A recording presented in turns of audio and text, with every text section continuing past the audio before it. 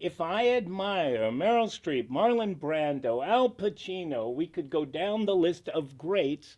Not one of them did a cold reading class. Not one of them did an on camera class.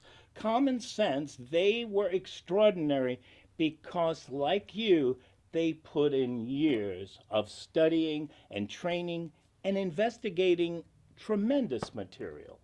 Not 2 pages of nitwit dialogue. John Kirby, an amazing actor and now amazing acting teacher. Let's talk about where you come from. Okay, so I grew up in Hell's Kitchen.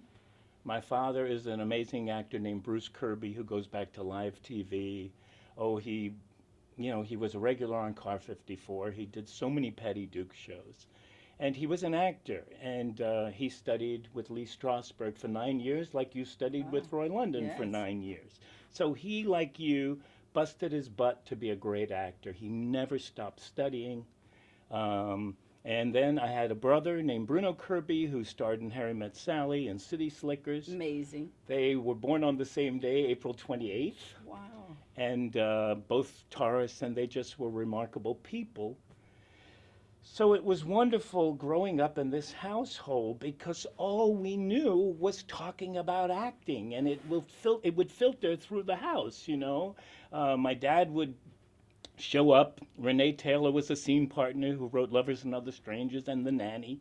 And she would show up in a taxi, and I'd be sitting as a little boy on the stoop. She'd get out of the cab. She'd go in to rehearse with my dad. I'd listen at the door, and then I'd ask him about the scene. And it was, it was tremendous growing up in this family of actors because we all shared the same passion.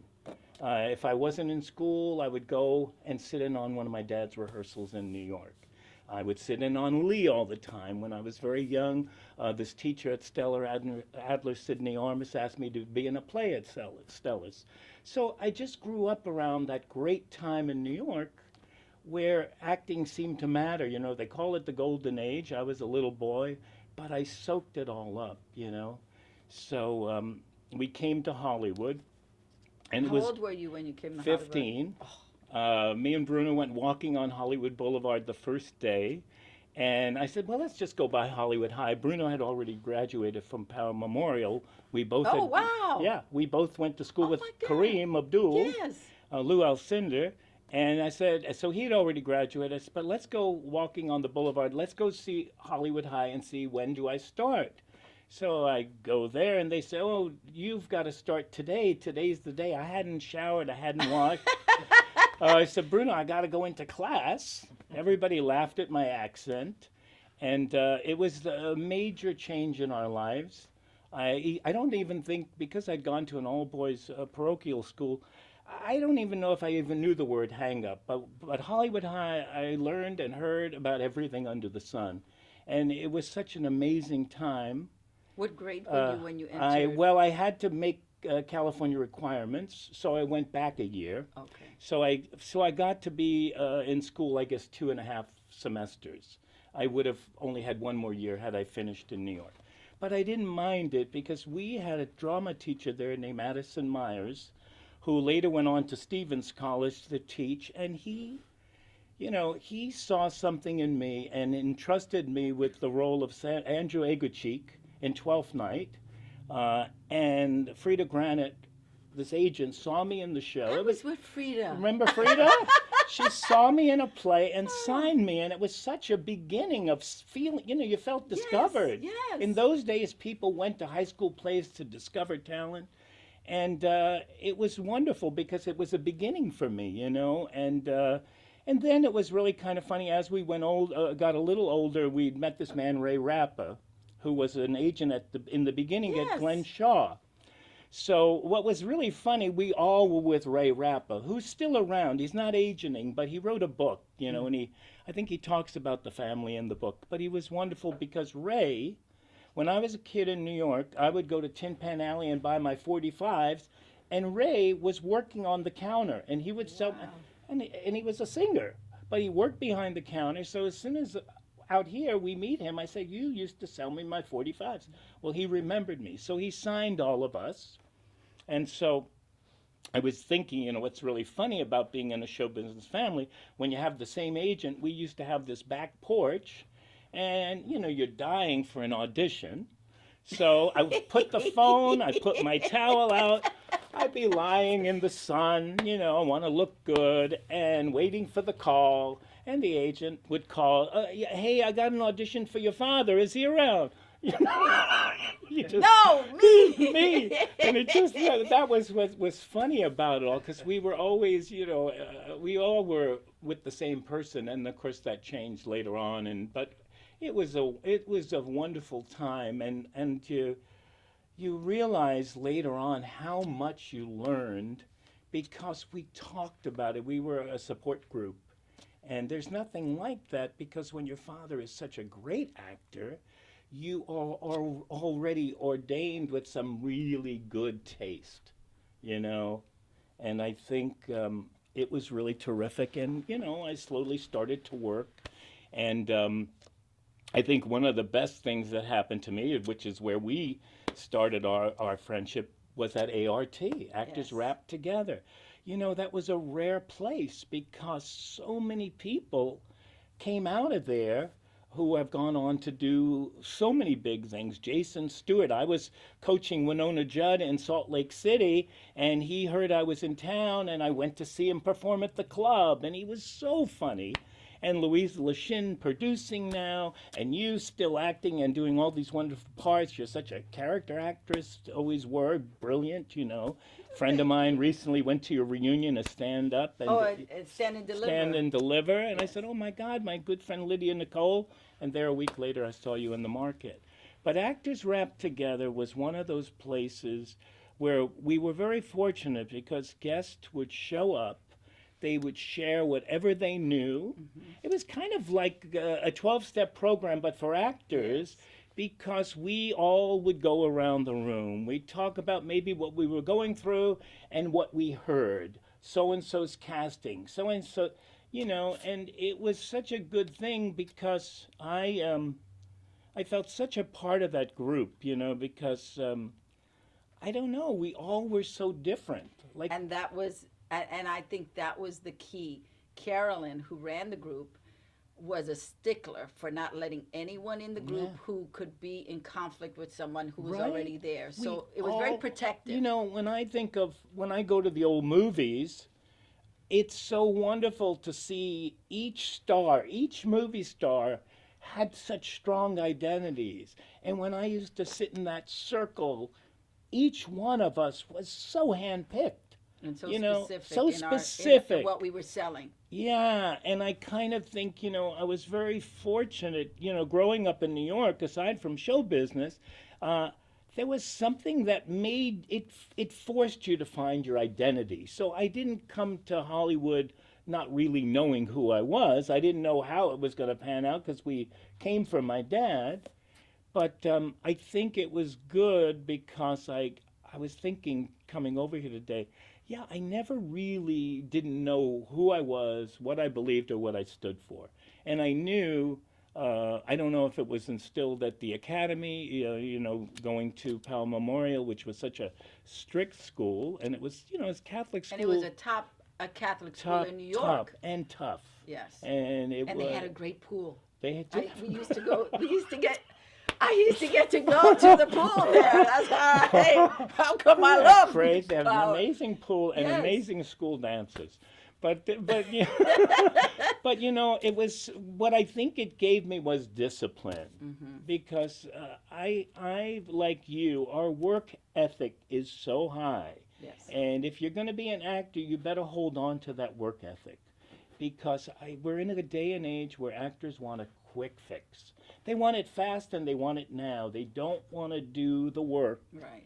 And I'm really glad. And they haven't, and a lot of them have not been trained in process. No, because they're doing cold reading, they're doing video classes. I always say to people, and this common sense, I'm thinking of you, common sense. If I admire Meryl Streep, Marlon Brando, Al Pacino, we could go down the list of greats. Not one of them did a cold reading class. Not one of them did an on-camera class. Common sense, they were extraordinary, because, like you, they put in years of studying and training and investigating tremendous material. Not 2 pages of nitwit dialogue. Guess what? I've got this fabulous little bundle just for you because you are a fabulous actor. I got it for you. So what do I got for you? Let me tell you what I got for you. I got the PR cheat sheet, which every actor needs. You need to know how to do your own PR until you get that job where you can pay for a PR person. Then I have the 12-step audition. That's another cheat sheet. You know, sometimes you get freaked out at auditions and you don't know what to do. Well, my 12-step audition cheat sheet will help you and guarantee that you will slam your audition every time. And the third thing I got for you is the casting sites. I have a list of casting sites so you can go and just submit yourself for that next big part. How does that sound? It sounds good, doesn't it? No, tremendous material, well-written material, so when you're given the mediocre, you turn it into gold. Yes. That you can turn turn it into gold. Because you can look at it and go, oh, I can see where I can do something here. Yes, and you don't settle for mediocre. Right. You find something in it, something you can bring to it that becomes yours. Yes. You know. You own it. You take ownership of it. I love that. Don't you love it? I do. I see it in your work. I'm a big believer in, well, you know, I think we were very fortunate. Not only did I study with Roy London, but I got to study with Stella. Sure. I got to study with Jose Quintero. Oh, well, he directed my father on Broadway. And I sat in, and do you know, I'm getting Jose, I was going over Barham one day, and I ran out of gas. And Jose And who's behind me? Jose. Wow. Jose is behind me. Now, to me, there was nobody better. I know Roy was great. No, that was different. Yeah, they it was were different. You know, what I loved about, and I loved Roy because we used to have great conversations. We'd see each other at the gym and talk. But Jose, he was something because he knew how to put you in the place. Yes, he did. He created the place. Yes, he created he the did. temperature. Yes, he did. He didn't push the form. Yes. He let you live in it. Yes. Which was tremendous. That was his gift. That was his gift. Yes. And he had a way of saying things. Yeah, he was amazing. So he went and got me gas. And years later, speaking of ART, so I met Beverly Dean. She came to speak, who was one of those great managers. She discovered Reese Witherspoon, Jim Caviezel. She got Kevin Sorbo a fortune on Hercules, got him going. But anyway, so Bev, I became her coach for all her clients, which was great. So she had been shopping Jim Caviezel around for a year, who played Jesus for Mel. And she was, you know, the feedback wasn't great. She said, you got to go see John Kirby. Well, first of all, it was magical what happened. But when I was in New York, when my parents were divorcing, I went back to New York to make sure my mother was okay. And I went to study with Meryl Rostova, who was Montgomery Clift's coach. Oh, wow. So it was kind of neat because when they called me to say, what did you think of Jim Caviezel? I said, he's the next Montgomery Clift. And who knew, at 22, he was 22, we are still all over the world together working and coaching him. And that came out of ART. Wow. So that's the kind of thing that was why it was such a gift, ART, because we interacted with such high-profile professional people, and they were more than happy to be generous with us. Yes, and talk to us. Oh, absolutely. I think, I mean, I look at what I walked away with in my bag of tools because of art. Mm-hmm. To be professional, to show up on time, to do your best. The best. To be generous with other actors. You know, had I not been part of art, I probably would have been one of those actors that were like, I'm getting mine. I don't know about you, but I'm getting mine. Yeah, we were team players. Tremendously. Tremendous. And that, I think, is the best quality I have. Right. To say, let me share this with you. That's why I was so tickled when you said, come on the show. I said, wow, that meant so much. Yeah, ART was such a launching pad in terms of just getting you going. You started to learn how to take action. We learned about the business.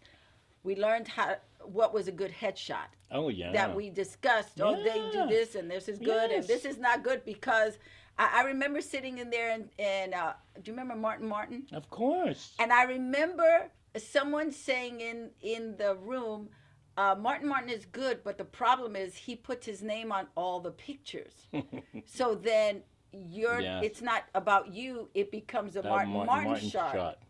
And I remember that, and it has served me throughout all these years, that every time I get ready to take headshots, I always look at the photographer to make sure he's capturing every actor as an individual and not his photographic Yes, style. There's yes. nothing wrong with that. No, but what as happens is then headshots, all the pictures look alike. We and need then to they're looking stand at out. his name, right? So, right. So that was one of That's the such a things great that I point. got from Yeah. art. And then going back to the guests, that we had Doss Butler come. yeah. We had the head of casting from NBC, and I remember the head of casting saying, "Don't come in trying to be someone else. Yeah. Bring Own yourself who you to are. the table." I mean, yes. that is the best thing anybody could learn. Is And at because this is 19 what we're selling. At 19, to be told that Yeah. it saved, I don't know about you, but I know it No. saved me a lot of, oh, that's what you want. They say, if we call you in, it's because you have something Yes. that we don't have. That's right. And when you looked at careers, and I used to say this because, I remember meeting Richard Simmons I was 21 years old when I met Richard Simmons, and he was a character, but remarkable. And there was something about Richard. He was an example I would give to people. He embraced who he was and made himself so acceptable way back at a time when people were not embracing those kinds of personalities. And he owned it. He Flamboyant and flamboyant. lively. He didn't lie to you. He That's never right. lied to That's you. right. And I thought, wow, that's a great example of people who embrace it, Mm-hmm. and they make it work. And then we don't want to lose. We don't want to lose that. We want to be a character, but we don't want to lose what makes us original, being the character. And that's and that was the gift that Roy London brought, is that he had, when we talk about Jose Quintero, who had the ability to place everything, he had that director's eye to go, okay, this is where you are and this is what you do, and to bring that out in you to serve the canvas. Yes. He was great at that. What Roy had that was spectacular was that he had the ability to go, okay, John Kirby, this is what you do, And this bring is it who out you are, and own it. and we're not going to try to make you into somebody else. Well, look at the transformation of Michelle Pfeiffer. I'll never forget that transformation. The thing with Roy was that he had the gift to bring out who you were. If you were in his class, by the third month, you knew what you sell. Yeah. You knew what you were selling. And it really meant something in those days. And he was know. he was very intuitive to make sure that you were doing scenes in class that really reflected who you were. Yeah. And I love that. And Roy used to take off every summer. No matter what, come June, he was gone till August. And so I would use that as an opportunity to take other classes. And that's how I got with Jose. Oh. So I was chomping at the bit to study with Jose. I was like, this is a great director. Wow. Not only is he great, but he's Puerto Rican. Oh, yeah. Oh, my Amazing. God. I'm going to be with a Puerto Rican director who's not Puerto Rican and Broadway, but who is a director.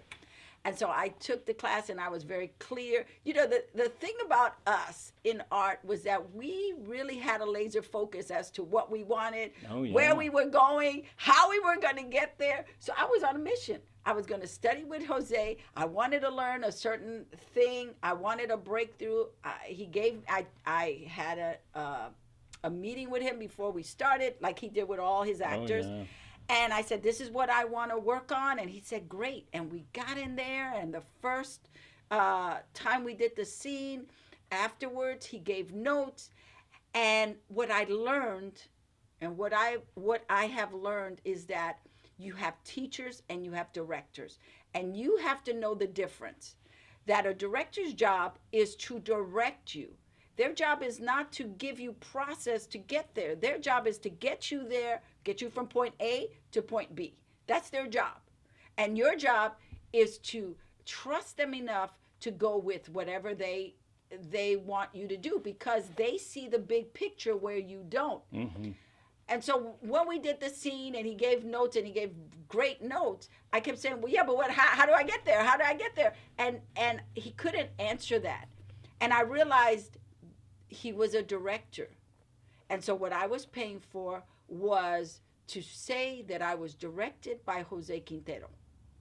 And so I came back to him and I said, I need to do this scene again so that I can really own what you just gave me. His guy, Nick, decided that I wasn't going to get that scene again to do. Wow. And gave me another scene. And I was so angry. I was like, wait a minute, but I'm paying for this class. How are you going to tell me? And by that time, scenes were given out and I couldn't do it. And so when we did the next scene, which was a Tennessee Williams piece, I gave Jose so much hell. I was so, like, he would say, do that. I said, why? I was so mad and I couldn't verbalize what I was going through, so that I was being a very bad New Yorker and just being mean. But I did learn a lot. Oh, yeah. I did learn a lot. He was amazing. But I learned that there is a difference between actors and teachers. Sure. And as an actor, you need to know both. And you also need to know where your personality fits with an acting teacher. Mm-hmm. Because you could be with the greatest teacher, but if it doesn't work, if it doesn't speak to you, you can't be in there. Or you stick around a while and see, and then sometimes the miracle happens. Sometimes somebody comes in there with a lot of old habits from college drama or some other teachers that had implanted some bad habits. And then they come into a class and they can't believe you're stripping away all that work that they thought was terrific. Right. And that's a different that's a different thing, because you as the acting teacher, you're getting actors who come in with a lot of bad habits. A lot of times. Right. I'm sure. No, you're right. Because somebody in college told them they were good, and now we've got this new Disney thing where all the teachers who are working with the young people are having them push more energy, and then they turn 18 and they're still pushing and working like they're in a bad Disney show. Right. And then you have to really undo all that stuff. You know. But I'm talking about personality sometimes that what I've noticed as an actor with certain teachers is that you have to trust that teacher. Yes, absolutely. You have to give yourself over to them and know that they only have your best interest in mind. That's right. And there are some teachers out there who are very resentful. Oh, and so you have to know that as an actor. So many of them didn't get the career they wanted.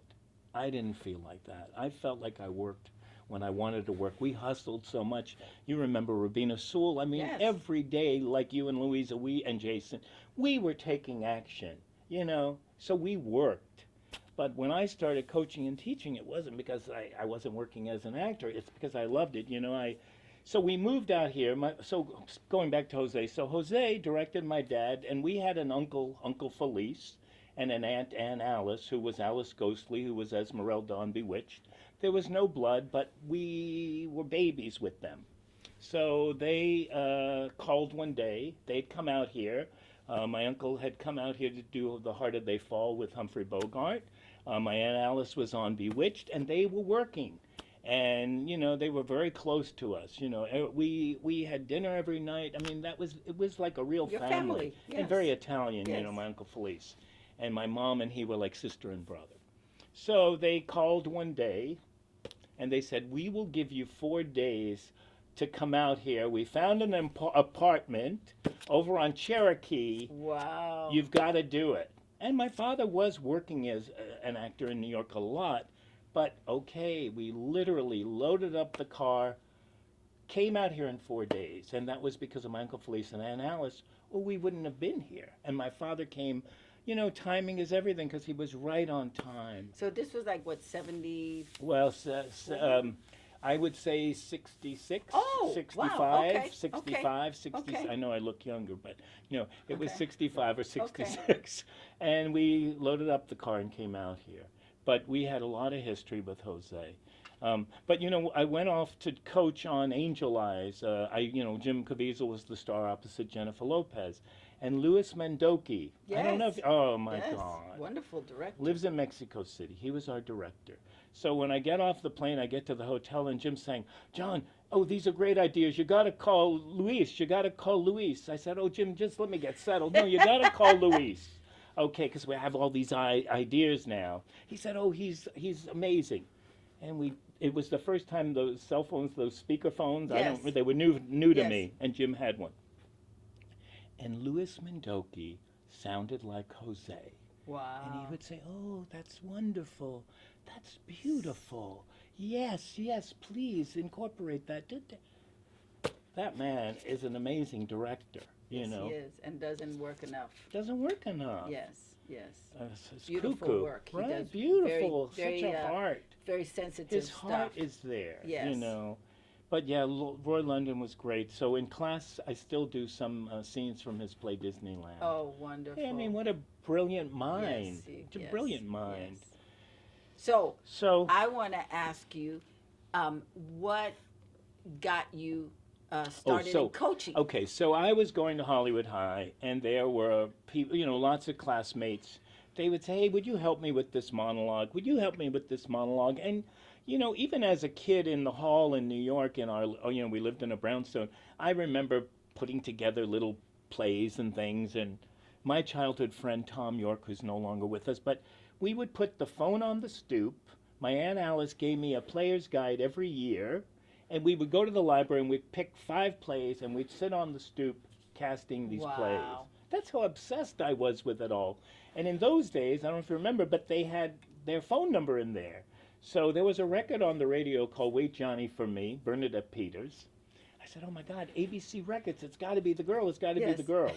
I said, "Okay, I'm calling her, I'm telling her what we're doing, I'm telling her we have a part for her." I mean, we're like crazy, we had a part for her, make believe. Oh And my we would God. do this, How and- old were you? Oh my God, like 11. Oh, God. So That's why they took the numbers off the record. it's crazy. So then I had done a show with Jacqueline Meryl, who was the original Baby June and Gypsy, and she calls me. I call her because she's on Peter Pan, you know, which is another story. So Peter Pan, and Which you worked on. yes, I did Yes, the movie later yes, on, but I was yes, going to yes, say yes. that was when the acting bug hit me, but I'll come Oh, back to wow. that. So Jackie, I called Jackie to tell her she was so great on Peter Pan with Mary Martin. She said, "Johnny, did you call a girl in my acting class, David Legrand's acting class, Bernadette Peters?" I said, "Oh my God," I was so embarrassed. But that was the beginning of me getting to know Bernadette. But yeah, so when I was 5, my dad took me to see Peter Pan. I was terrified of Cyril Richard, Captain Hook, but that was when the bug hit me. Wow. You know, to act. Yes. When did the bug hit you? 5. 5, isn't it crazy? I first grade, watching a Christmas pageant. Wow. And sitting there watching these kids on stage, and I turned to the nun, because I too went to Catholic school. That was the Wow. law in New Yeah. York. And I said, "How come no one asked me?" And they looked at me like I was crazy. She said, "What? I'm supposed to be on that Wow. stage." So that's how I Isn't started. that crazy? And Yeah. and I didn't come from show business No, at all, but no. I figured my way You in found there. your way in. Yes, yes. So yeah, I went to Hollywood High. People were asking me to help, and then somebody told me you better put a price on it, and I put a price on it and started charging a little. And the price went up, up, up as the years went by. Nathan Nesbitt, who runs the business, he was very encouraging. No, you got to set your price Who higher. is wonderful, by the way. Remarkable. Yes. I mean, You he got runs a that great school. team What a member. spirit, and he's been Yes. there for so many years and just brilliant. Yes. So yeah, so I started coaching, and those at Hollywood High, I met this very quirky friend, John Barkworth. And we were in plays together, and it was probably somebody when you don't really connect, but I cared about him because he hurt his leg, and I don't know, and his parents would say to him, "Look, if John Kirby told you to jump off a bridge, you would, You were that And friend. I was that friend because they were so stifling of him, but John went on to be the president of Writers and Artists Agency in those Wow. days. So then he started sending me people, but everybody started sending me people, and then it kind of did itself. And then I remember I was coaching Don Lucas, who started singing in the rain on Broadway, and he got this callback, and it was a Fonzie character. So I don't know how old I was, but the casting office called me. They said, "We know you're not acting anymore, but we have this part. He's like a Fonzie guy on, I think it was What's Happening Now." And I felt so terrible because I got, Don the call back, and then they gave me the part, and I said, "That's it. No more. I'm not going out at all anymore," because I was so busy as a teacher, so busy as a coach, and I'm so grateful because it's taken me all over the world, Yes. coaching. And I love every second of it. It's great to see a career start here and wind up over here. As an acting teacher, as a mentor to young actors, what do you think the 3 biggest things are that actors need to know? Okay, this is important. To really know themselves, to know who they are inside and out, and have conviction in that, and know what they like, because when you come to Hollywood, because everybody's trying to make a buck on you if they're interested, they start trying to fix you. Just because you didn't book doesn't mean you didn't do a great reading. So the agents, the managers, they try to fix you. And they're going to send you over here. You need that. Oh my God, you need that. You need that comedy class. You need that improv class. And before you know it, the person doesn't know who the hell they are anymore. They've lost their support group that really believed in them because they don't have the spine or the conviction to say, "No, I like what I'm doing. I like the work I'm putting out there. I'm working with so-and-so, and we, like you, stayed 9 years." There's no no rule that says you can't stay with somebody as long as you want, because each teacher is going to challenge you differently, and there are people who I think I take them on a ride that they're not going to get anywhere because the workouts are beyond words. And I love that you were there 9 years because that's And how I you feel. also know them in a way You know them. that it's you can have many new friends, but those people that you grew up with know the deepest part of you. And I think, just like an acting teacher, that they cannot really help you be, if you guys are tuned in, they cannot really help you unless you put time in it. You put time in it. It can't be, I build we had that- a coaching and you now I'm know, gone. Yeah, you build this foundation. I agree with Roy. First, find out what you're selling. What is the real core of who you are, and the first place you're going to play, the first kind of role you're going to play. And when we were growing up, there were things that were much more typed. You had the leading man, the character man. Yeah, you had all those types. It's a little different now because it's so unconventional now how they cast, and it could go many ways. And in many ways, it's great that there's so many, the diversity, and they, what was this way now is that way, and it's great. So I find that first we're going to build that foundation, right, and then we can start to stretch and go here and go there. But first, I know when we first, my father worked all the time, and when we first came out here, I remember producers were calling him. My father wasn't a blue-collar man, but he found his niche being blue collar. You know, he That was worked his on type. it. That He was worked what, on yes. it. He worked He on it, and he perfected owned that. it. Yes. So yes. that was it, you know. And that's what opened doors, and people would call and say, hey, remember when you did that scene in Lee's?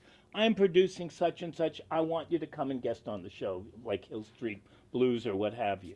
And I think that's, so I think one, you know, to really have the conviction in yourself.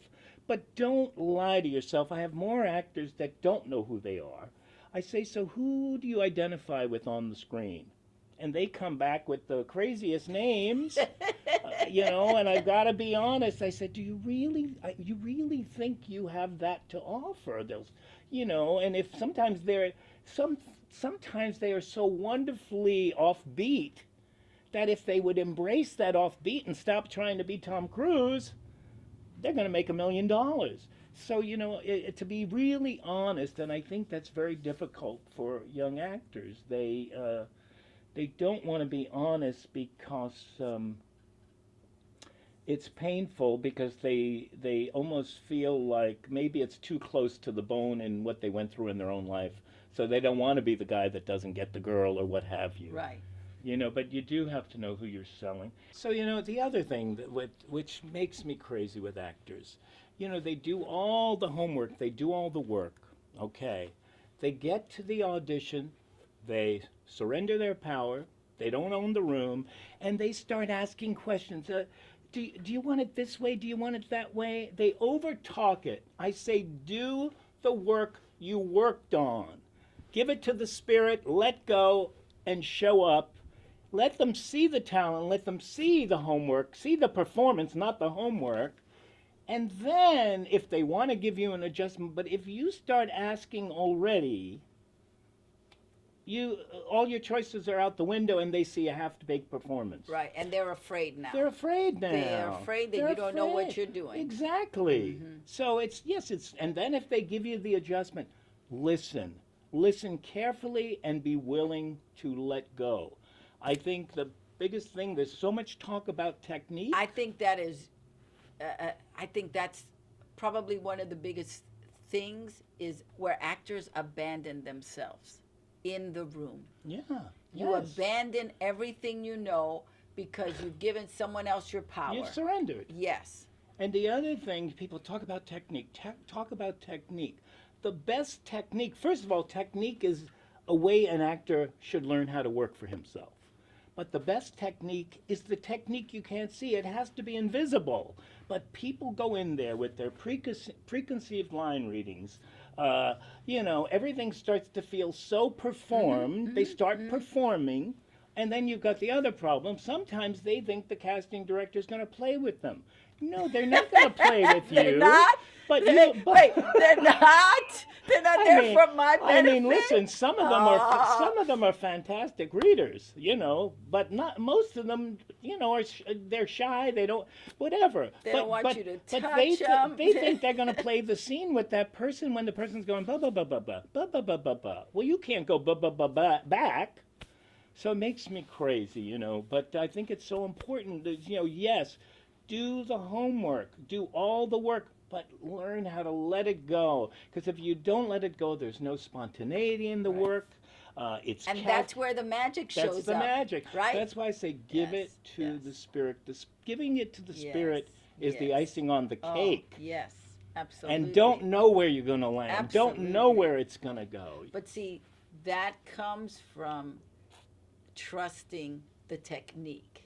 Trusting you've done your homework. That's right, and now you can release it. You know, it's now in live in it and go. That's right. Now have fun. Have fun. Now that's and it. Be. Go in there and have fun and own you. Yeah.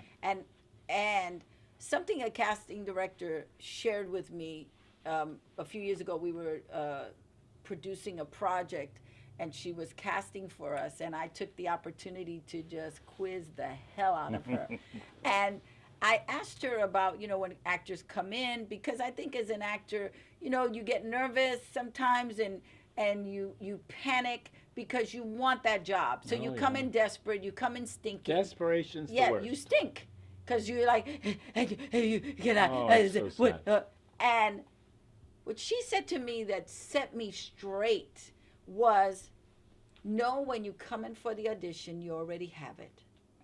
You won the part because you got into the audition. Yes. That's it. Yes, or you wouldn't so- be in the room. They think you're right already. So come and be of service. Yes. Yes. Don't come in there to beg for a job. Just be of service. They love you already. That's right. That's all you need to know, because if you don't get this job, your name is on their list for Yes. the next one. That's what Jim Caviezel and I did. We would knock it out of the park every audition.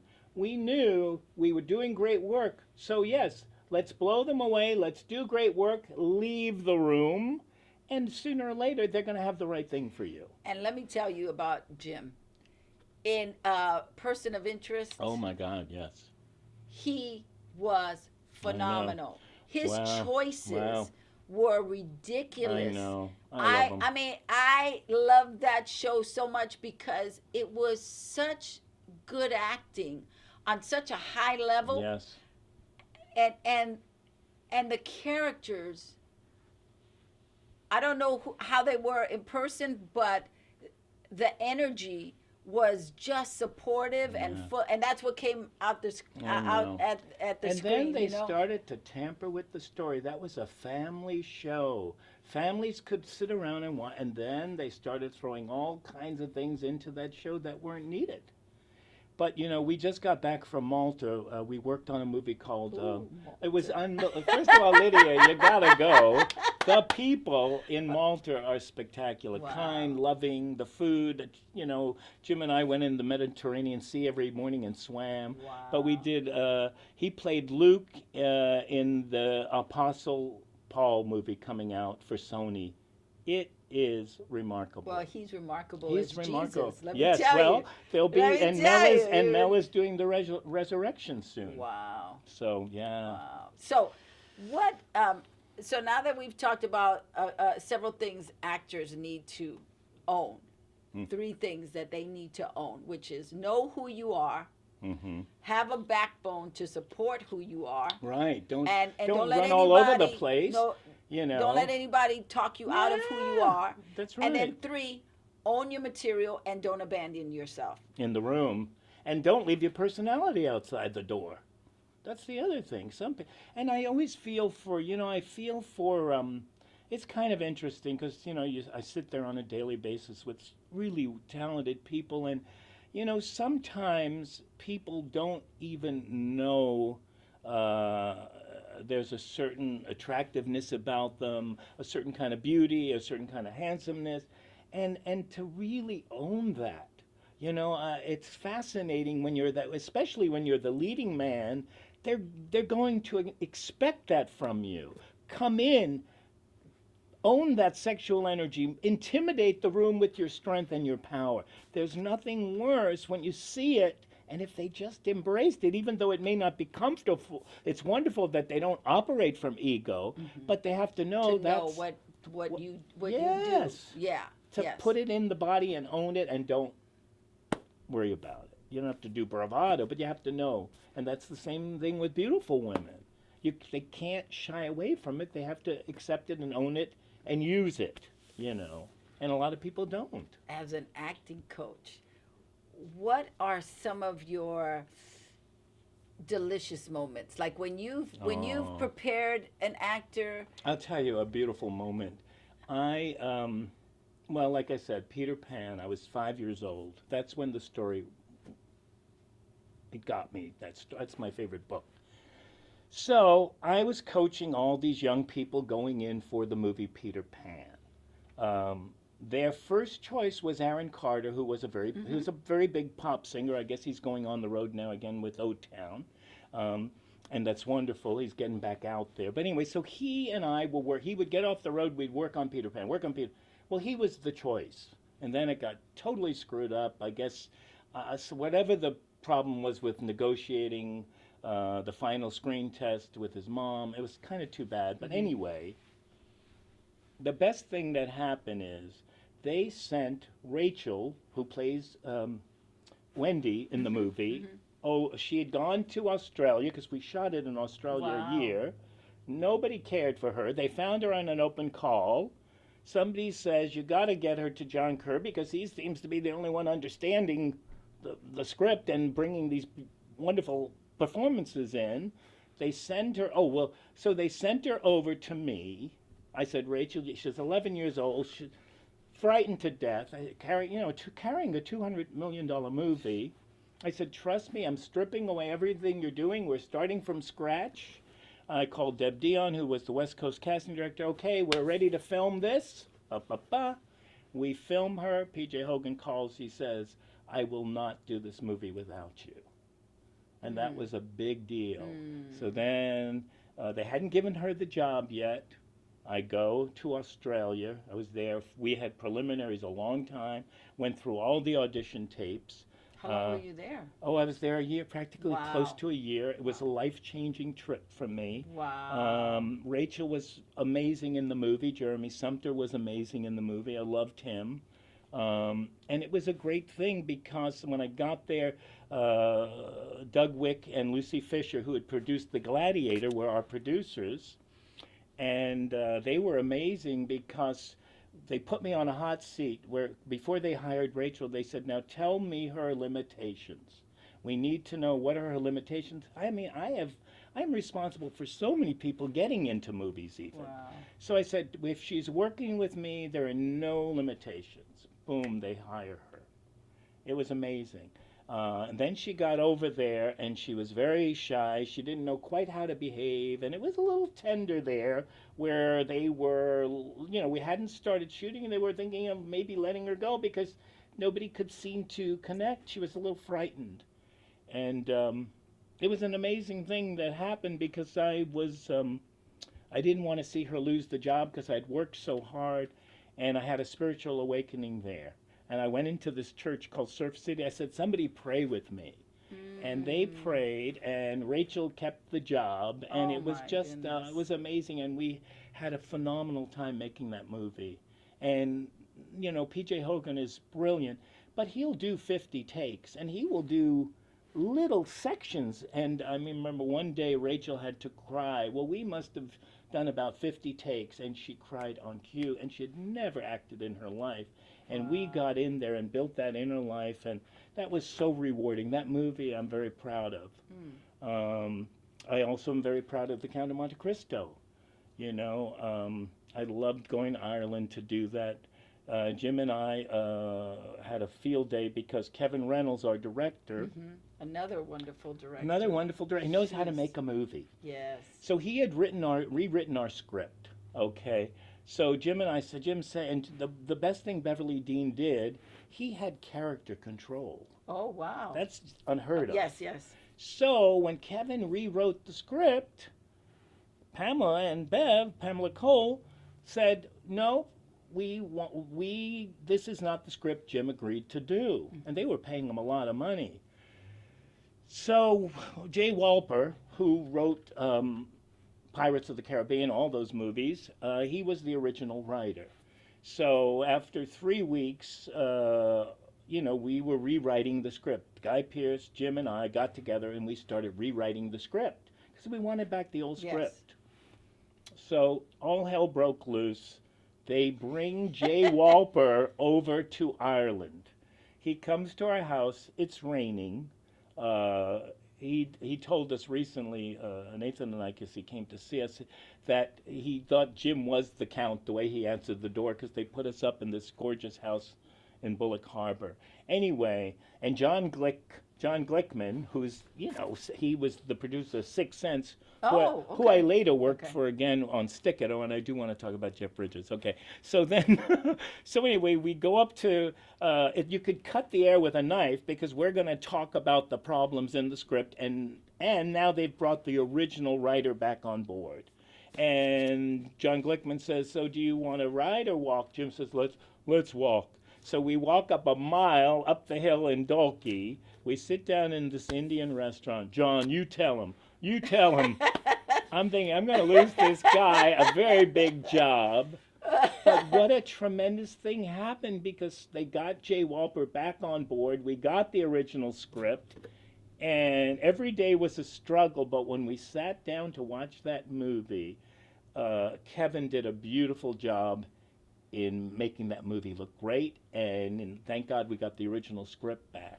But that was tremendous, and Jim was so young, and we would lock ourselves in the house and we would do our reps, and we had a sea lion outside the window. Oh, wow. That was like our mascot. Oh. And it's very thrilling when I see the movie, because the movie didn't do well when it was first released, but wherever I go all over the world, some people say that's their favorite movie. Wow. And so much of Our producer, that's one of his favorite movies. well, we put a lot of that stuff in the script, which was wonderful, building on the book and everything. And Marcia Ross cast the movie, and she did an amazing job. And Henry Cavill, who's tremendous now, played his son. Wow. And that was so great. And he was the son, and he was just, this wild 15, 16-year-old going into Dublin, having a wild old time. But it was really great making that movie. So now, there are so many things that you've been a part of, like Narnia. Oh, yes.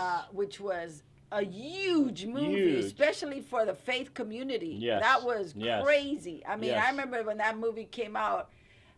Focus on the family. They really backed that They got movie, behind it. and just it was tremendous. I just like remember doing it was Narnia a lot. huge. I'll tell you what was fun for me about Narnia. It's so crazy how things go. But Mark Johnson, who's a wonderful director, he produced The Notebook, and he's a really good guy, But anyway, I met with him about 7 months prior to this phone call. All right, so I'll tell you the story, and I'll be brief. But so I'd met with them. I thought I was doing Narnia. I'd done Peter Pan. I loved those books, first of all, C.S. Lewis. So I had the meeting with Mark, and then he said, "Well, would you come meet Andrew, the director, who had done mostly animation before that, Shrek, and a very nice New Zealander." But anyway, so in the meeting, Anna Popplewell, who plays Susan in the movie, the oldest sister, I wanted to make sure, because I would have loved to have worked with Rachel again, but before I threw out Anna's name, I wanted to make sure that they weren't considering Rachel, because I don't want to lose Right. her a job. And I mentioned Rachel. They said, "No, we're not going that way." I said, "Well, you have to meet Anna Popplewell. She is this girl." "No, we're not interested. Blah, blah, blah. She's not the girl." I said, "You need to revisit Anna Popplewell." Well, she got the movie. I was very happy. Sometimes I felt like, because that character is such a role model for young girls, sometimes I felt like our director sat on the character as opposed to help the character. And that was a very interesting, delicate thing, because Yes. I'm trying to get her to do something, because she in life was Susan, and he made her kind of dull, But anyway, I'm glad the movie was a big hit, and I'm glad she went on to do a lot, 2 more movies, and that was all great. So finally, after 7 months, I don't hear from them. I come out of church. By that point, Nathan is working for me, because the month prior to that, I had a very bad business manager, and you give power of attorney, forget it. Anyway, I'm coming out of church. The phone rings. It's Mark Johnson. "John, can you get on a plane?" Meanwhile, they hadn't given me the job. They shot one day. So I say, "Nathan," I didn't even know Nathan that well at the time, left. He was only there a month. He ran the whole business. We kept the Wow. school open. Wow. I get on a plane after, 17 hours. They bring me into the dailies. And they keep pointing at one young actor. "See what he's doing? See what he's doing?" I said, "I'm sorry. They're all doing it. I don't know who. The shot is not set up correctly." And anyway, from then on, it was really terrific. Just got in there and worked with them, and it was fascinating. So now let me ask you, on a project like Narnia, or on a project, well, let's do Narnia, because you weren't just coaching one person. No, I was coaching all of them. Okay. So on a lot of movies, you're brought in as the coach of the movie. The movie, it just depends, On Stick It, I did Stick It. This is a terrific story, and it's also something I want to say. So So Stick It, Jessica Benninger, who wrote Bring It On. Were you in Bring It On? No. You should have been in Bring It On. But Well, I don't know they what missed, happened they to them. missed No, the no, boat. no. Go ahead. But anyway, so Jessica had never directed before, but she wrote this script, Stick It, which is about the gymnastics team, and Jeff Bridges they hired as the coach. So I was the third person they hired on Stick It, because I had worked for Gail Lyon, who is a fantastic producer on Peter Pan. And Gail called me. I was the third one hired. I met with Jessica. It was great. And I was through all the casting sessions, and it was really fun having to have some input. And also, you know, I think you might remember, but I knew Marcia Ross when we were Yes. very young, really good friends. And it was kind of like a new beginning of our friendship that had kind of, you know, you go through different You're a peer. things. You're no Yeah. longer an actor, Yes, casting and we director. had a great time together doing that. Anyway, so Jessica didn't feel she had the vocabulary. She said, "So you're working with Jeff and you're working with everybody."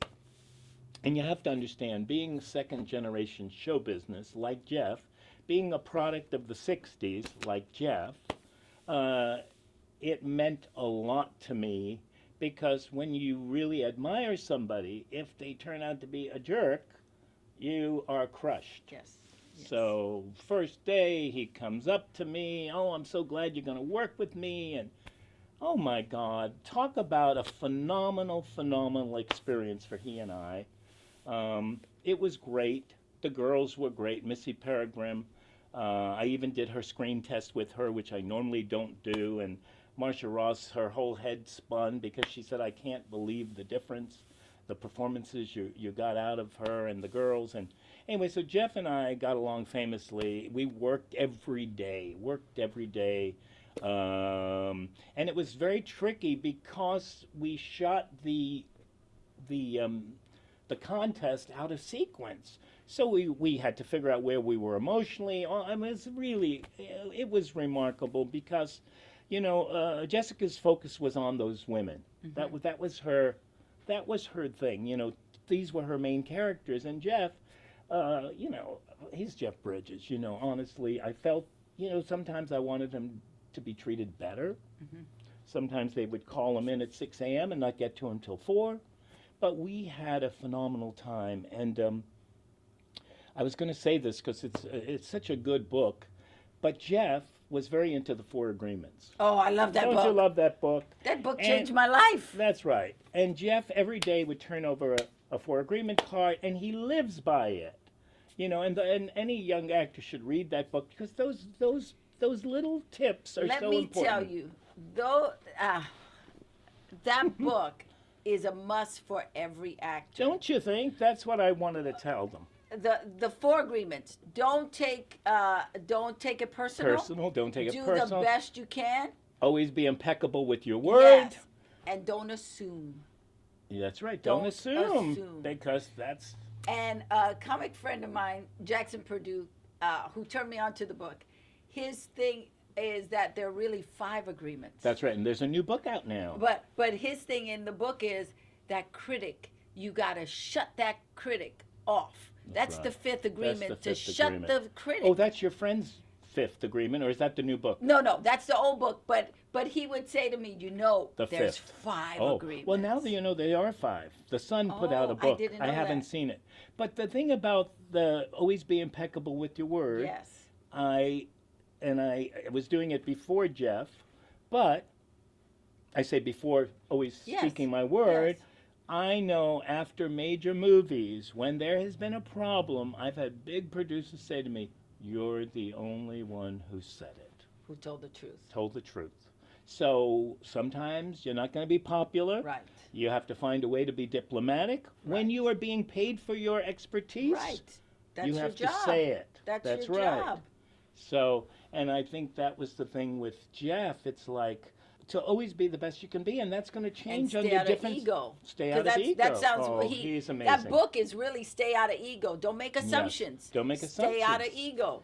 And he just he lives by all of that. He's So, like a tremendous person. I want to ask you, Sure. because I have wanted to hit upon this. There are so many wonderful second generation artists out there who come from a musical family Yes. or acting family or whatever, and you having been in that, you are a product of that. I want to ask, what are three things that you would say to a young performer who comes out of that they have to Okay. they kind of have to deal with the big shadow of I get papa it. or I get mama? it. I get it. You know, speaking of mama, when I was 9 years old in Cape Cod, Massachusetts, my father went to do summer stock.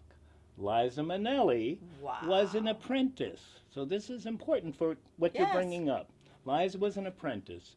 She was great. She would let me carry the scenery on stage with her in the blackouts.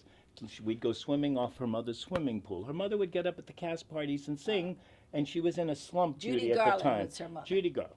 So at the end of the summer, they let Liza play Muriel in Take Me Along, which is the musical of Our Wilderness, the O'Neill play. So I think if you are really passionate, as she was, as I was, as Lucy Arnaz was, we could go down the list. Oh, it warmed my heart to see the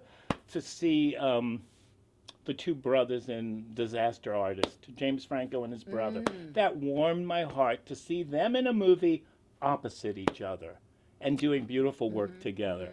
So that's another good Yes. example. So here's the thing. I think if it's your passion, if you can't live without acting, you go and you bust your behind, you study, you work at it, you keep building your spine and building your identity and building your work. So your work, if you're really an artist, if you're just in it because somebody in the family threw you into it, and we sure get a lot of those, you're going to eventually sink because you're not going to be the best you can be, and they're going to take pot shots at you. You know, I remember going to see Godfather 3, you know, and Bruno had done Godfather 2. I'm telling all these stories. You've got me No, talking go, crazy I today. want to hear the Okay, stories. so You Bruno do had it. done 2, so, Right. you know, that's a big deal. Right. Anyway, poor Sofia Coppola. Winona Ryder quits 3. 2 days later, Francis has to make a decision. He puts Sophia in the role. I remember going to the movie at Grauman's with about 5 casting director friends. When we came out of that theater, they crucified her. They crucified her. You know, me, I didn't want to say anything because I kind of knew the situation, and I also, this was my bad justification. That doesn't mean I'm a bad acting coach. I thought if my father was the head of a mafia, I may be a little self-conscious and a little shut down. I agree. You know, so that was how I justified it. That was I a wanted, choice. She made a yes, that was a choice. choice. That's I right. wanted her to win. But can you imagine doing a physical scene, a romantic scene with your father directing you in it? It's got to be uncomfortable.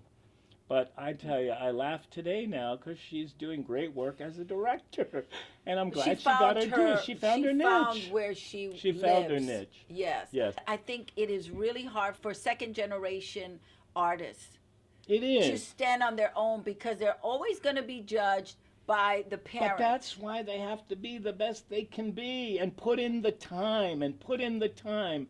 And it'll evolve and people will go, oh my God. But if you don't put in the time, I remember I used to work with this actor who I won't even say the name, and he had a sister who was beautiful. And he was popular at the time. And because I love the family, I picked up the phone so many times to send her to agents. But you see, the inside job is what makes it. And if you don't have the inside job, Yes. You have to want it even when they yes, beat you you up. have to and- know yes. that. You have to know the conversation. You have to know your worth. You have to know you're good. It's an inside job. Yes. That's why you're in a restaurant. Years ago, they discovered people in Schwab. Somebody walks by. Oh, she's got it. You see it. It's all over them. It's in it. They radiate it. Well, that's the problem with so if you're second generation, do the work.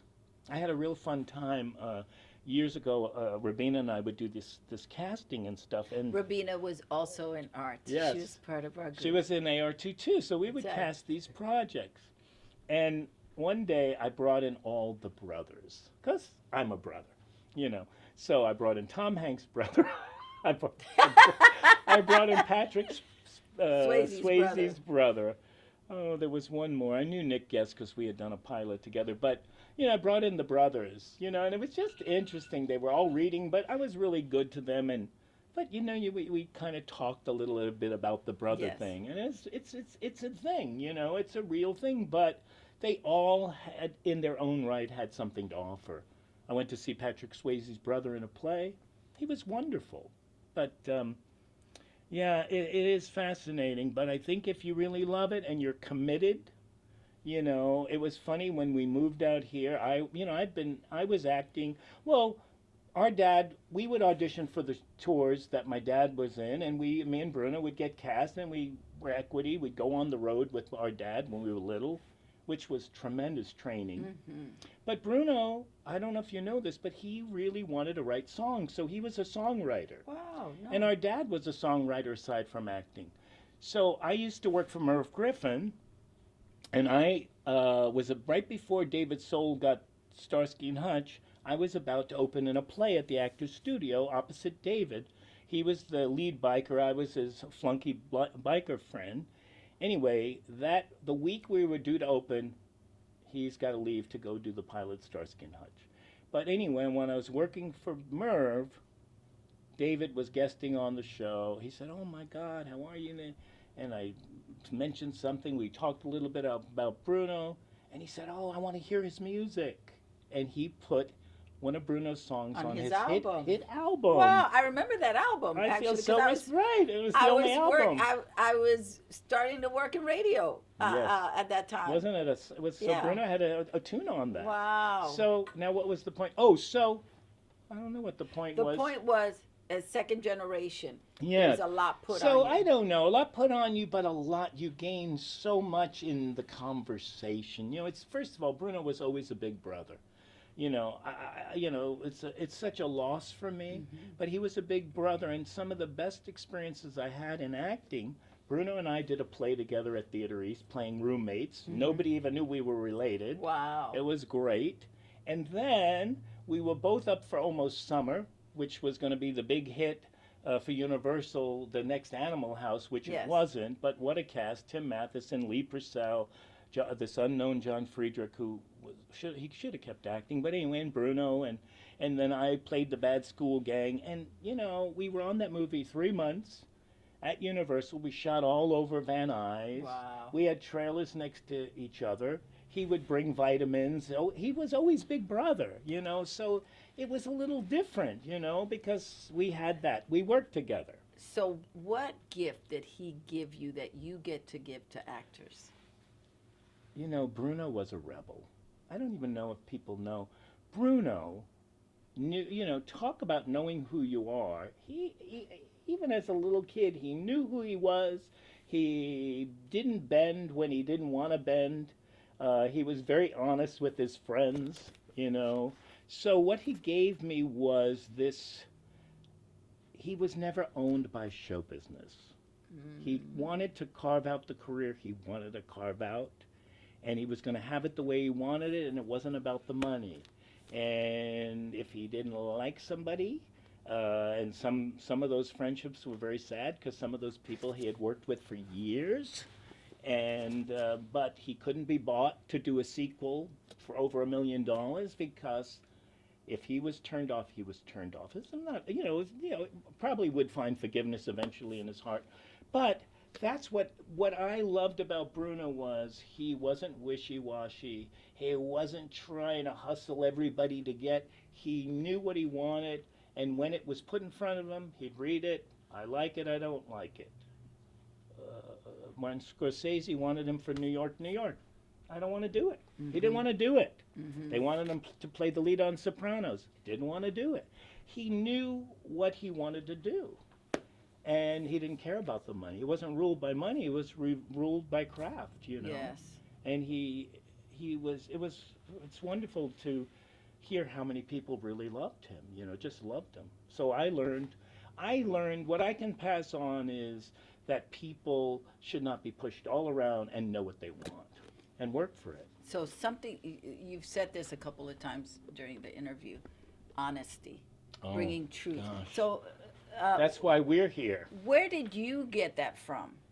Well, Who in your house really my told you to mother, speak truth? first of all, my mother, we are Garibaldis. My mother was known as Lulu Sauce Maker to the Stars. And there was no baloney with that woman. And everybody in Hollywood loved her, and everybody in New York loved her in the theater scene. My mother would send her lasagnas cross town in taxi cabs. She was the real deal. So, with that being said, I think she instilled that in both of us, in all of us, that we were just ourselves. And I must say, no matter who I'm coaching, no matter who I'm working with on what film, I feel like I don't change. I trust everything about myself. I'm pretty honest about myself. I want people to win. So, yeah, honesty is a big deal, but I think it started with my mom. And I think the beauty of growing a little older, even if you had compassion then, you have more compassion now. If you see something, you want to encourage it, you want it to blossom, you don't want to destroy it, you don't want to break it. I think it's really great when I get to sometimes speak around the country or go out of town to do a movie and be able to go speak to a room full of people who don't know. They feel like they've got this desire, but they don't know what to do with it or where to go. I think when I saw you were doing this show, it kind of took me back, because it's such a lesson plan for people who don't live in Hollywood or all. You're seen all over the world, which is exciting. And years ago, not that many years ago, maybe about 4 years ago, we did a show. Nathan was on the show, and these 6 talented people, and it was called If I Can Dream, and it was Simon Fuller from American Idol, and we were the first. The creator. He created Yes. it. It was the first Hulu show. The kids were living in a big house. I think it was Ben Stiller's old house, but I don't know that. I mean, that's what they told us.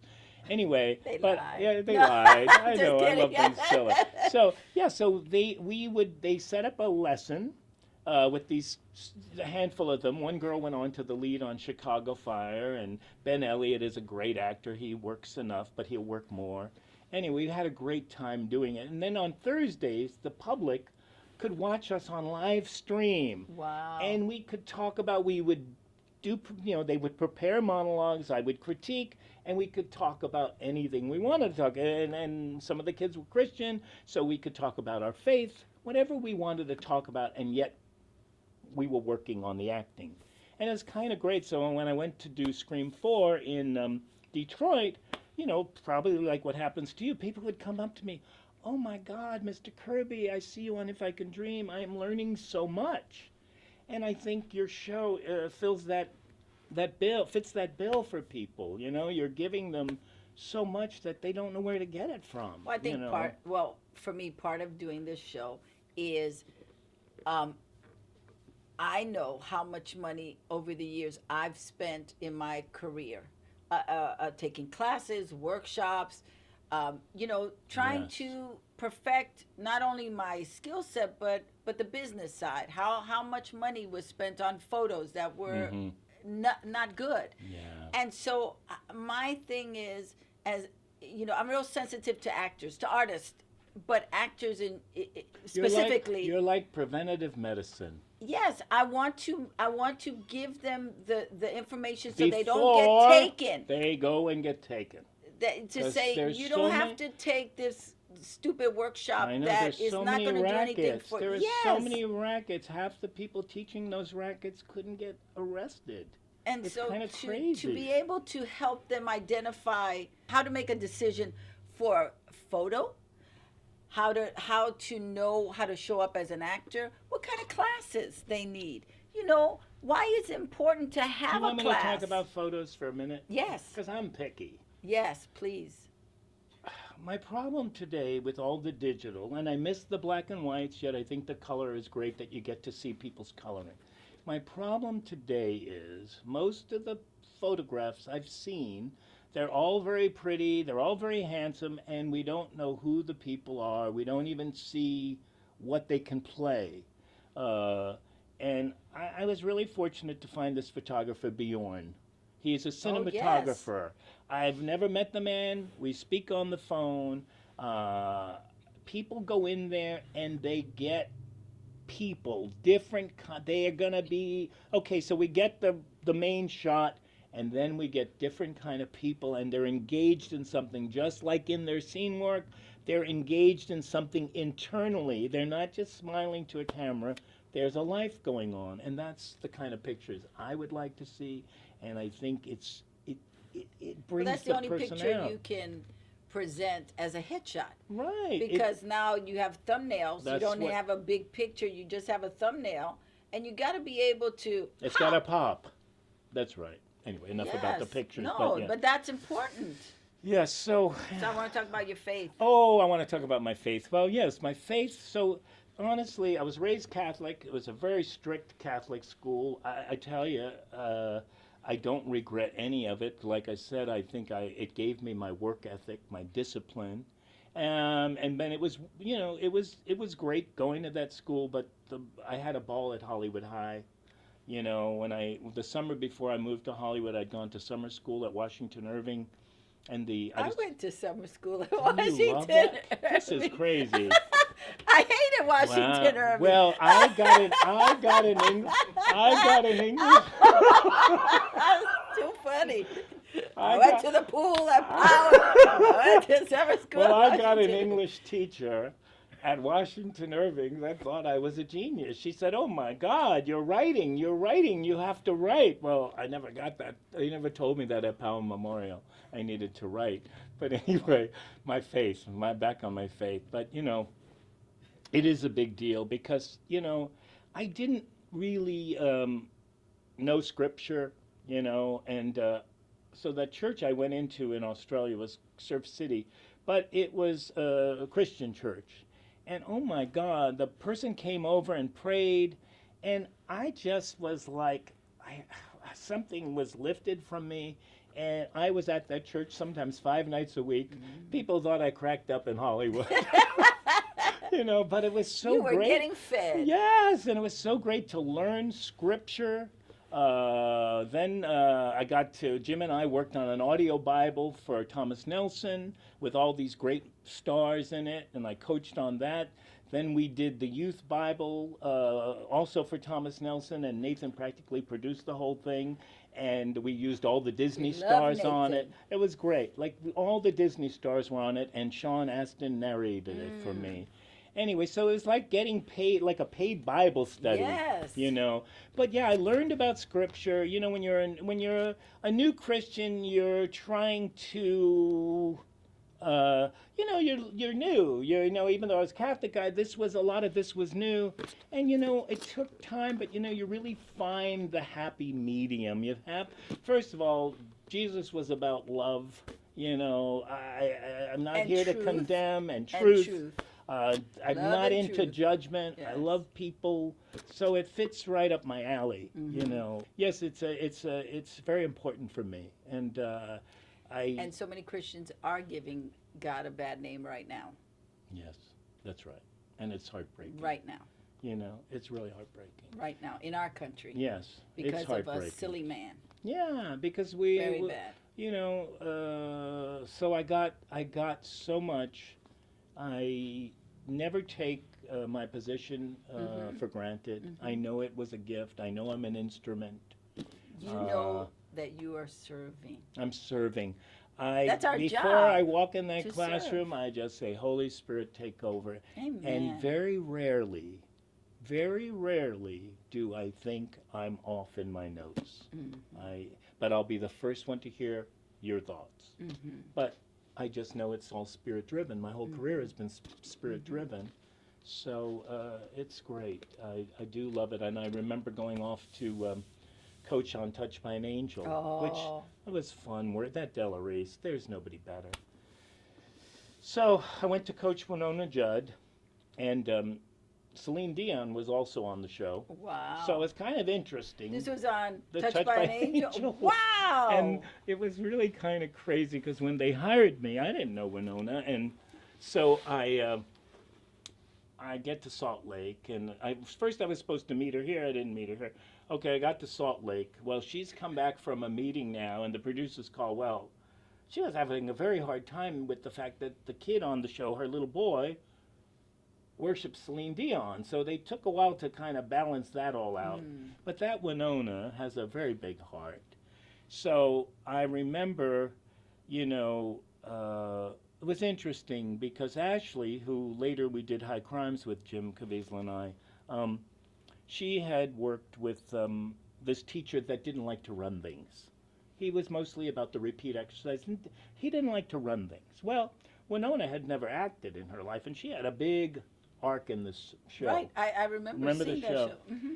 So it was kind of interesting because it was an interesting time for Winona because the family was also healing again, and Ashley came, and it was the whole thing was very challenging on so many levels because they were dealing with the family. I think Winona's dog died while because we were there about 3 weeks. But anyway, Wow. I remember because it was a little trying, even though I loved Winona. So I remember at lunch, I'm writing in my, I sometimes write these Dear God letters. And I'm writing this Dear God letter, and I finally say, I'm only here for God.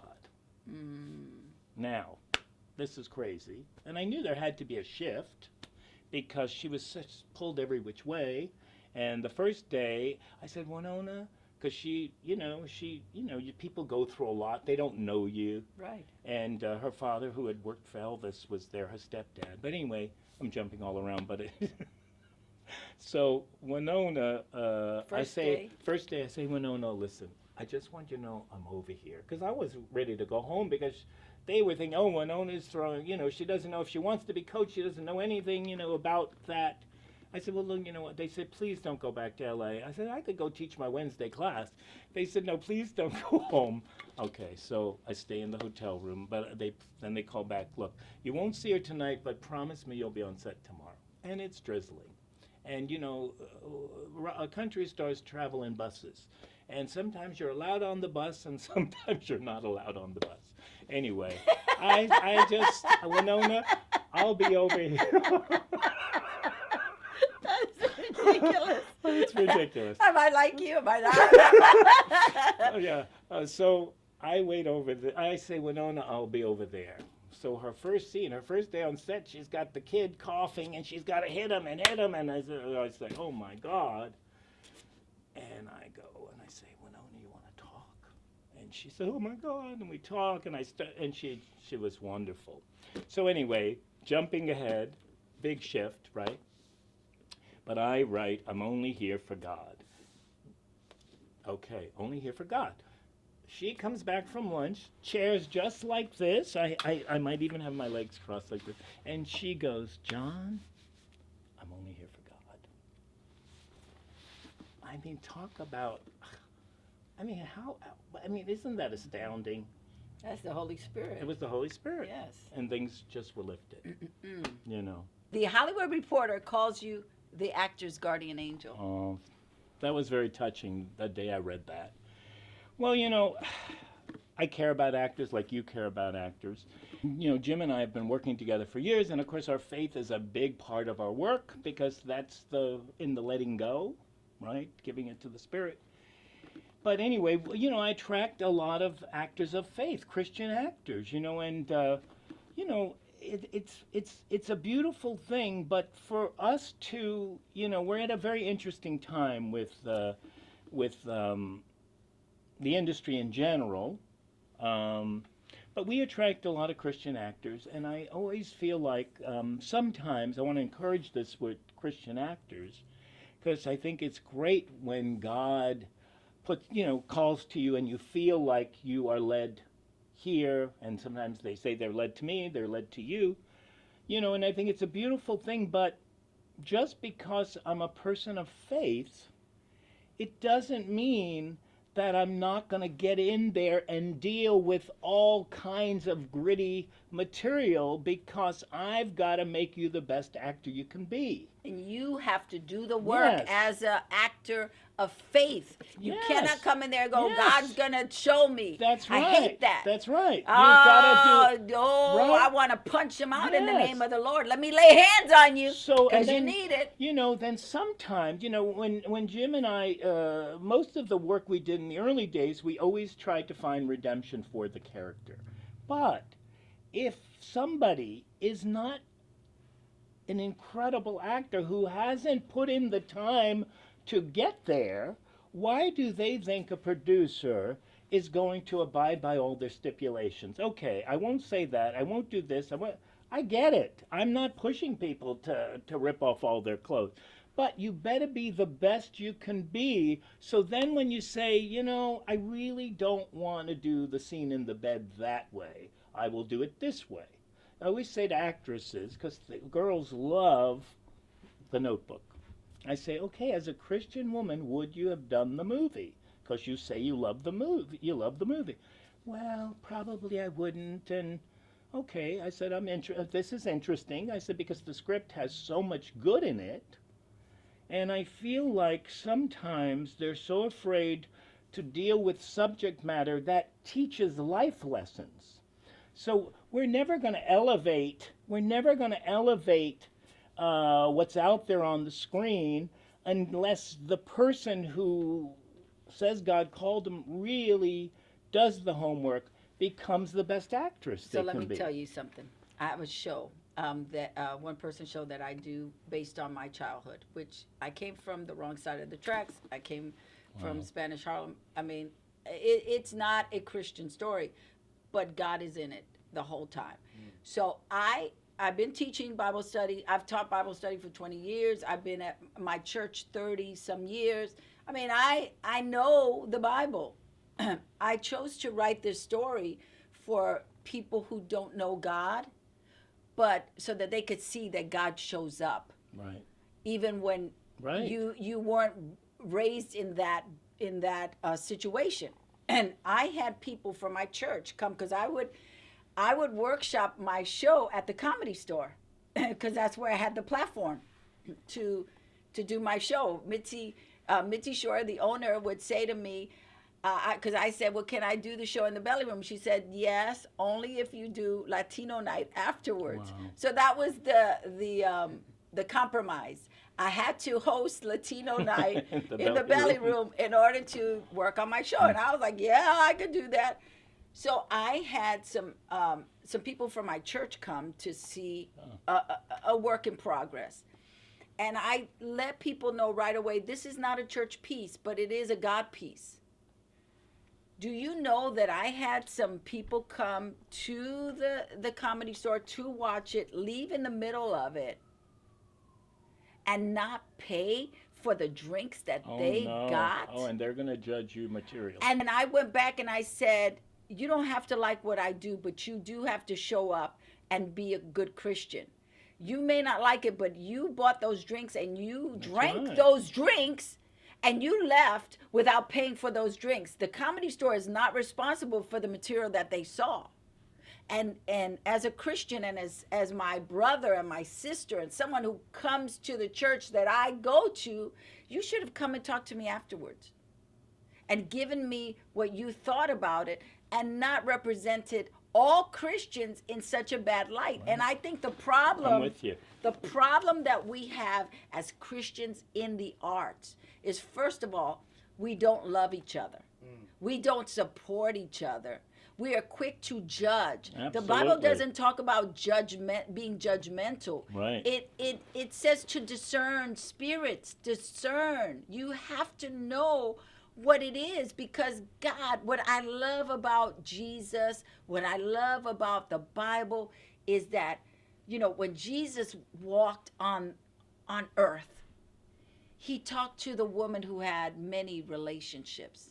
He hung out with the lowly. Absolutely. He never judged them. He loved on them. And because of his love, like for Mary Magdalene, which is why I think I was so attracted to God because my mother was a prostitute. And here I read that Jesus loved Mary Magdalene. Yeah. Yet we wear the T-shirt, I know Jesus, I love Jesus, but we don't reflect that. No. You know, we are so pro, so anti-abortion, and yes, be about life, but be about the lives that are alive right now. We have so many children right now that are crying. They need our support, and yet we turn our back on them. We refuse them.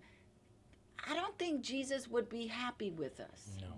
And so as Christians, my job is to love on you. Now, sometimes I'm going to love on you with my pow-pow stick, but you better know that I'm always going to love you. And I'm always going to reflect the God in you. I'm always going to tell you, you're great, John. And not because I'm trying to blow smoke up your butt, but because I prayed for many years for God to give me eyes to see the way he does, not the way I do, because my eyes are horrible. I see the worst in people. But if I see you through Jesus, what a lesson. That's it. What a lesson. And I think, and I've had so many Christian artists who will say to me, just like they say to you, well, I'm going to wait on God. No, you do your work. Do your work, and then God will show up. If you don't take a step, God is not going to take a step for you. That's how it works. Faith is moving in the things you do not see. I keep taking a step. Then God keeps tweaking me. But I have to take the step. I have to move. I have to trust that he put me where I'm supposed to be in good times and bad times. The Bible says that trials are going to come. Count them joyful. We are to count the trials as joy, and we can't always have what we want at that moment. But let me tell you, prayer works. Yes. It doesn't work on your time, but it works. I'll just tell you this real quick story. And then I want to tell you another story. I'm getting goosebumps. And how I learned prayer works was I was part of a church. We started out at a rec center on La Cienega and Charleville. And there might have been 50 people. And my pastor moved out in faith. He rented the Wilshire Theater, which is now the Saban, for 4 Sundays in October of a certain year. And there were a lot of people within that little community who were so upset that he rented this big theater of it seats 3,000, yet we only have 50 people, but he was operating at that moment in faith. So every Sunday we would there was 3 of us, we would go, we would anoint the place, we would pray over it. I would pray over every chair, every nook and cranny, and I would say, this place is going to be packed with church members. We're going to be overflowing. After the 4 weeks, we lost about 20 people. We went from 50 to 30 because they were so upset that he wasted money in this theater. Cut to 19 years later. We have 5 services. We are now on Wilshire. We were now on Wilshire. Do you remember the 4-star theater? Sure. We had taken over that church, Wow. that building, and it sat 600 people. So there were like 5, 6 worship services. And we couldn't accommodate the people.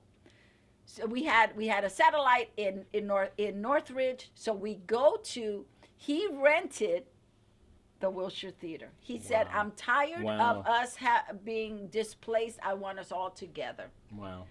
I have forgotten the prayer. The first Sunday, he said he was going to take it for a year. The first Sunday we get to that theater, we're sitting there. The place is exploding. Wow. There are so many people. People are standing up, and I'm sitting in the theater, and all of a sudden I felt something tap me on my shoulder. I turned around, and I heard God's voice, just like I hear you, and it said, this is what you prayed for. Wow. And I literally jumped up off of my chair. I wanted to run and scream and tell everybody. And that shifted my faith. You know, because sometimes you pray and you don't think that God hears you or he cares about you or whatever. And I remember that being such a monumental shift for me, because Remarkable. within 19 years, we had so many splits of the church, and it would start to grow and then it would split. And the blessing was that God made me forget that prayer until 19 years later. Wow. To see, we had over 3,000 people in the first service that were actually members of the church. So Miraculous. God works, but we have to do our work. That day happened because our pastor was faithful to continue to till the soil, to bring in the people, to study himself, to train people, to, you know, it doesn't just happen like that. And like Hollywood, people don't become stars overnight. Even though it's press and it sounds good, those people get to be in that place. A lot of them have worked so hard for so long for that moment to say, right. it happened overnight. So prayer works. This is a great thing to share with you. I work with Chrissy Metz on This Is Us. We are working now on a film called The Impossible. It's about Joyce Smith's life. Her son... And who was Joyce Smith? Joyce Smith wrote a book called The Impossible. Her son went under the ice. They practically pronounced him dead. She stands in faith and prayer in the whole movie. It's a true story, and he lives. And all because she prays, she stands in faith, and it's going to... Chrissy's playing Joyce Smith. Wow. It's a best-selling book, and it's amazing because that's what the story is all about. And Tommy, this character who's one of the firemen, ambulance drivers, he hears a voice because they're about to stop looking. They've been looking. They can't find his body on the bottom. He thinks the chief tells him to go further and go over there to look. He believes he heard the chief. This is all set on video, so I'm not giving away the plot. He goes, he finds the body of the boy. It's not a pretty ride, Right. And the boy lived. He was a Guatemalan boy that Joyce had adopted. And later in the movie, because this is true to the story, he heard the voice of God. Go there, and you heard the voice of God. So what a wonderful afternoon we've had together. Yes. Thank you. Thank you. I just want to include the last story, which is on Natalie Wood. Yes. Well, This is just a quirky, funny story going back to John Barkworth, who was the big agent. So John loved to go see these people. He was obsessed with Robert Wagner and Natalie Wood. Whatever he was obsessed with, it always worked out in my favor. You know, one time Patty Duke was somewhere. He wanted to see her, and they put me in the screening room with her. They put him in another. So anyway, he said, please, let's go to Westwood. They're showing a sneak preview of Peepers. Robert Wagner directed Natalie. I said, okay, John. So we go. I'm sitting there, and like literally, there might have been a half hour left. I said, John, I gotta get out of here. I can't sit any longer. This is so bad. So I go sit by a chair by the ladies' room, waiting for him. Now I look up, and who's coming towards me are Robert Wagner and Natalie Wood, and they know I've walked out of the movie, obviously, and they say. And I was shocked. They were so nice to me. They said, what did you think of the movie? I said, well, I got to be honest, and I don't know, presumptuous. I don't know why, but I said this. But meanwhile, you know, I was in love with Natalie Wood, but I was being honest. And she went to the restroom, and she was so polite, and he kept asking me more, and, you know, he directed it and wanted to know what he could. I'm not taking credit, what he should change or whatever. Now she comes back out. Now the movie lets out. And so their backs are to John Barkworth. And he doesn't know who I'm talking to. Oh, you shouldn't have walked out. It is so good. Robert Wagner turns around and he said, no, I have to agree with your friend. John, Just he couldn't believe it. But that was I don't know, that was my Natalie Wood story. my But goodness. yes, they were wonderful. It was great that I got to meet them, and they were so gracious. Here they were. They only wanted to better the Hollywood film. royalty. Hollywood royalty they were. Yes. So anyway, well, Awesome. thank you so much for having me you. here. You're Oh the my best. goodness. Oh, thank you. Aw. Thank you so much for joining us. This has been one of my most favorite treats. I love this. This was great. Thank you for indulging us, and I hope that you've learned a lot of stuff because you just got schooled by John Kirby. Aw, How thank you, Lydia. amazing is that? So I just want to say thank you. And please don't miss the opportunity to look up John Kirby at johnkirbystudio.com.